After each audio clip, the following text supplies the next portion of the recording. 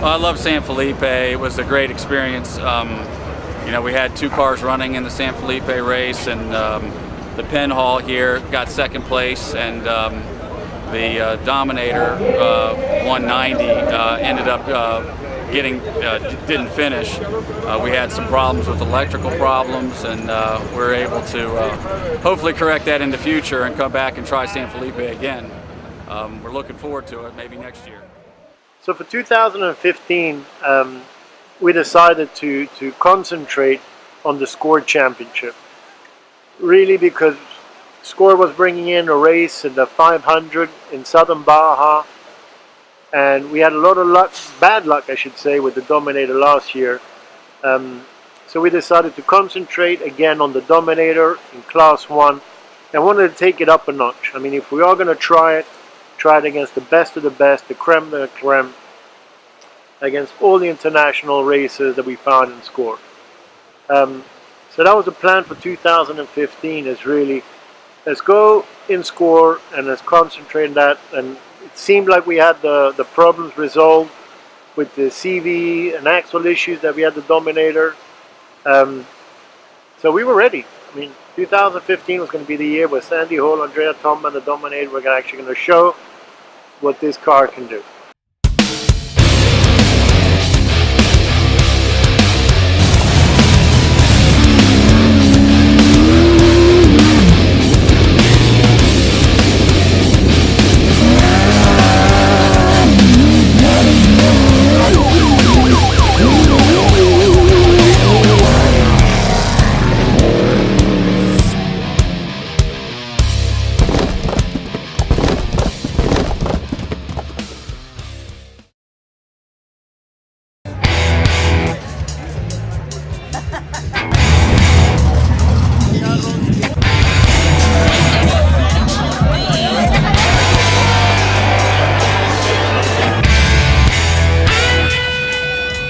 We got to San Felipe. We did a lot of testing beforehand. I mean, the car did 300-400 miles of testing. She was better than she'd ever been. We didn't have any axle problems. Everything was pretty much defined. We had the car set up suspension-wise in San Felipe. We had Laio Race Technology come with us as well to help us work that out. And really, the car was looking like we had a really good chance at San Felipe.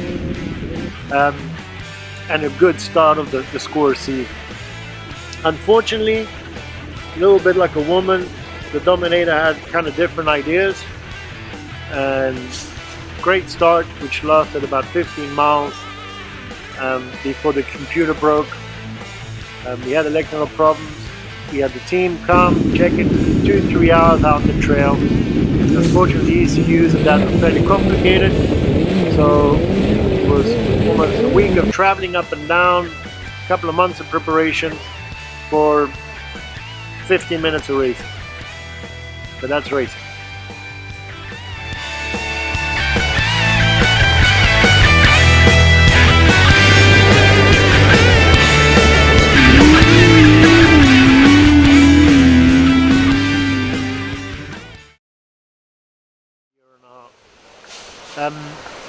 Quake Estate again supported us on that effort.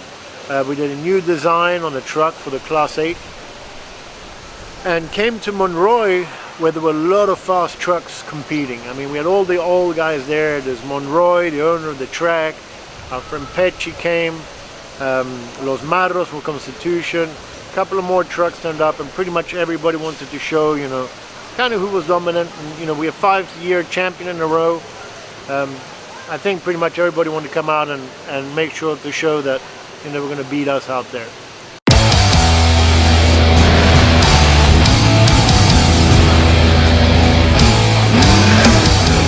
We got on the track, pretty aggressive race. We had a really badly set up start. With the start, we had a lot of rain a couple of days before that, huge water holes. I mean, just 2-3 feet deep water holes in corners that historically give a problem. And you know, maybe we're a little bit aggressive in the driving, and so I came out of the hole second behind Monroy. The first corner is took a line a little bit different than I expected him to. We had some contact, side-by-side contact, and then his little brother decided to come behind me and push me out of the track. So we lost some time. Unfortunately, it led to the race not having the climax we were expecting. We were really hoping to have a fight, fair fight with all the cars out there, which didn't happen. It was fun. We came in second. Nice show for Quaker. I mean, I really do believe that all the commentary, we stole the show as far as everything else there. Later to find out I got disqualified, which is still being reviewed by the board. But I guess, you know, having some contact with the owner of the track is never a very good idea.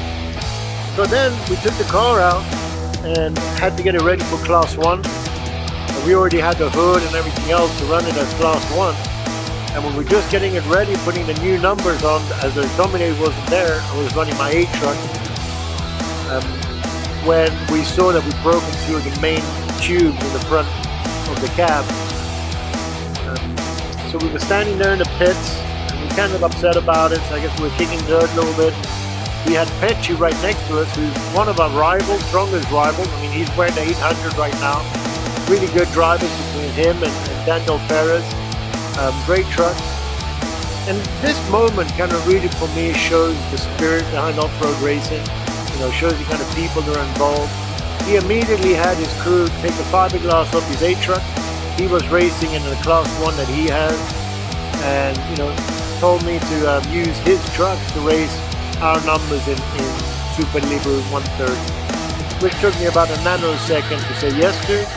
We took the truck and got the point. We came in second in that race, and really more than anything else is for us to fight the championship, put us in good stead, give Sandy a little bit of a step up for his next race in Pacifico 300, where he was coming down to really set a pace there.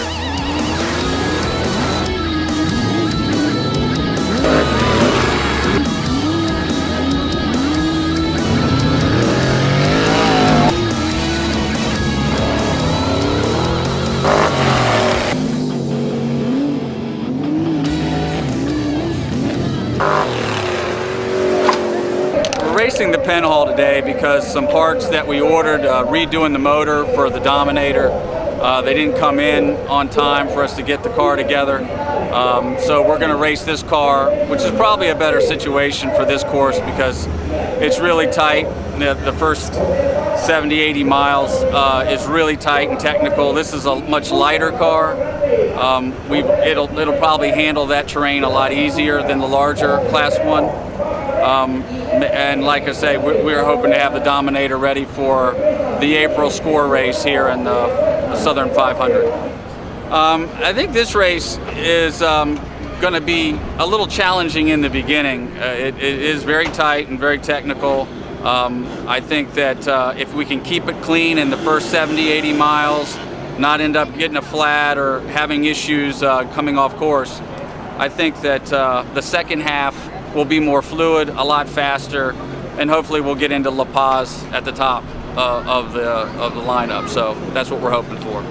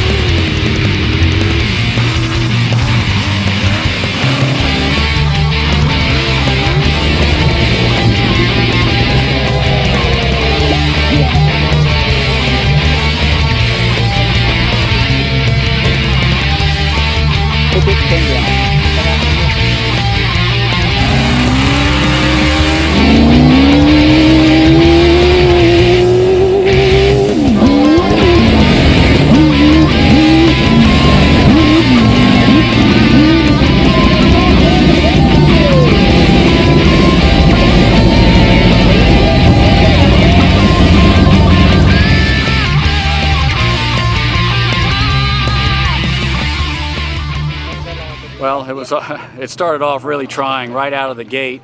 We were probably 6 miles into the technical section in the beginning, and we lost all our brakes. So for about the next 10 miles, we were really trying to fiddle with how we were going to deal with the brake issue in the technical section, which was really complicated because some of the downhill slopes and off-camber turns were really difficult to get through without just idling through. But the brakes started to come back. It was truly an overheating problem that we were having, and then they would come back in, but as a driver, it becomes really difficult to realize when you have brakes if you're coming into turn setting up. So you become hesitant thinking that the brakes are going to come out again.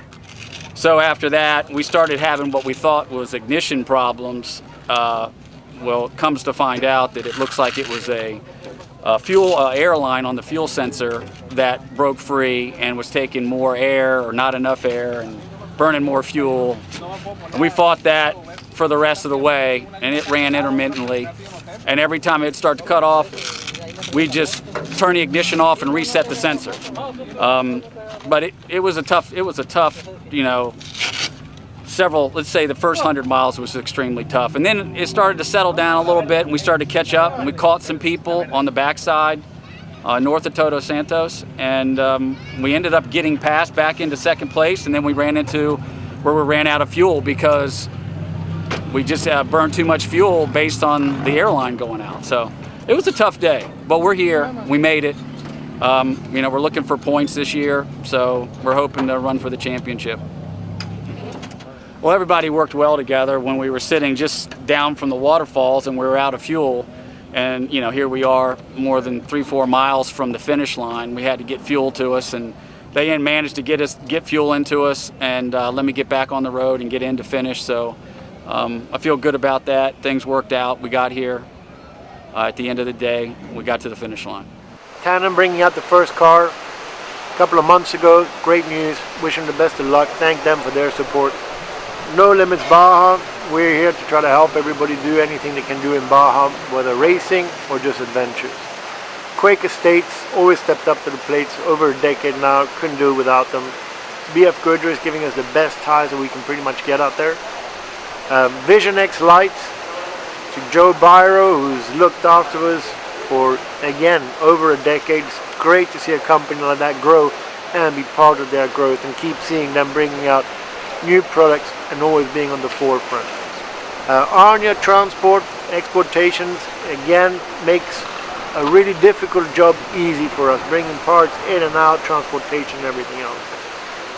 K&M Filters, Optima Batteries, Odometer Gauges, Tornillos and Birlos in La Paz, All Stars, Raceline Wheels. To all you guys, thank you very much. Thank you very much for making this happen, for putting this together for us, to being part of our team, and to the guys, to our team, to Pio, to Kawa, to Layo, Chewy, Eric, Chino, and a whole bunch of other guys that come out, slave over the cars, support us, will be there, stand in the heat, night, and everything else. Guys, can't thank you enough. You're not a team, it's family, and you're what really makes this count. And you guys are all with us in the car when we're racing. We have the easy jobs driving. You're there making it all happen. Thanks to all the fans, everybody who keeps supporting us. Again, it's great. All the Mexican guys who come out and help us and shout and help us through really give us a lot of support. And special thanks to all the media guys who basically try to get as much coverage as we can get so that we can try to get bigger sponsorship money. So if you're an interested sponsor, just give us a call and let's see what else we can do. Thank you very much. Look forward to seeing you soon on the podium.